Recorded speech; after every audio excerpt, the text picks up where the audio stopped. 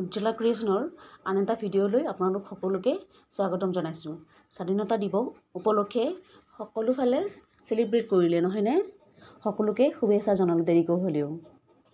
স্বাধীনতা দিৱস ৰাষ্ট্ৰীয় দিৱস হিচাপে পালন কৰা হয়। ভাৰতবৰ্ষই 1947 চনত স্বাধীনতা লাভ কৰিছিল। আমি সকলোৱে জানো যে স্বাধীনতা দিৱস আমাৰ সকলোৰে বাবে এক শুভ উপলক্ষ।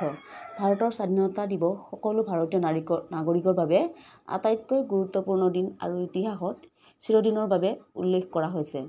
এইটো সেইটো দিন যেতিয়া আমি ভাৰতৰ মহান স্বাধীনতা সংগ্ৰামীসকলৰ দ্বাৰা বহু বছৰৰ কঠোৰ সংগ্ৰামৰ পিছত ব্ৰিটিছ শাসনৰ পৰা মুক্তি পাইছিলোঁ।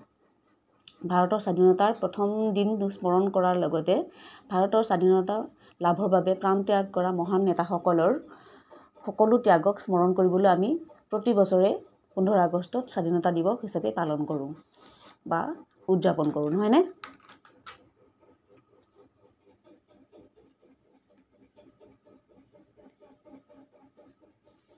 ওঠৰশ 57 চনৰ পৰা 1947 চনলৈ বহুতো স্বাধীনতা সংগ্ৰামী দেশৰ বাবে জীৱন দান দিব লগা হৈছিলে। ব্ৰিটিছ বাহিনীৰ এজন প্ৰধান সৈনিক মংগল পাণ্ডেয়ে প্ৰথমে ভাৰতৰ স্বাধীনতাৰ বাবে ব্ৰিটিছৰ বিৰুদ্ধে মাত মাতিছিল। পিছলৈ কেইবাজনো মহান সংগ্ৰামীয়ে সংগ্ৰাম কৰিছিল আৰু স্বাধীনতা পোৱাৰ বাবে তেওঁলোকৰ গোটেই জীৱন অতিবাহিত কৰিছিলে। তেনেকুৱা আৰু বেলেগ বেলেগ কথা জানিবলৈ মোৰ এই চেনেলটো ছাবস্ক্ৰাইব কৰিবা সকলোৱে। এইবোৰ ফুলিবোৰ দেখাবলৈ যে ভাল লাগিছেনে বাৰু?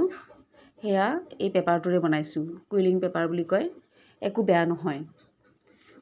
এই ফুলিযোৰ পিন্ধি পেলাই বৰষুণ যদি দিয়ে, বৰষুণ দিলে এই ফুলিযোৰ বেয়া হৈ নাযায়, ধুনীয়া হৈ থাকে, একো নহয়। খালি হয়তো কোনোবা ইচ্ছা কৰি যদি পানীত তিয়াই থৈ দিয়ে 1 ঘণ্টা, তেতিয়াতো বেয়া হ'ব, সকলো বস্তুৱেই বেয়া হ'ব। এই তেওঁলোকে ল'লে এই ফুলিযোৰ।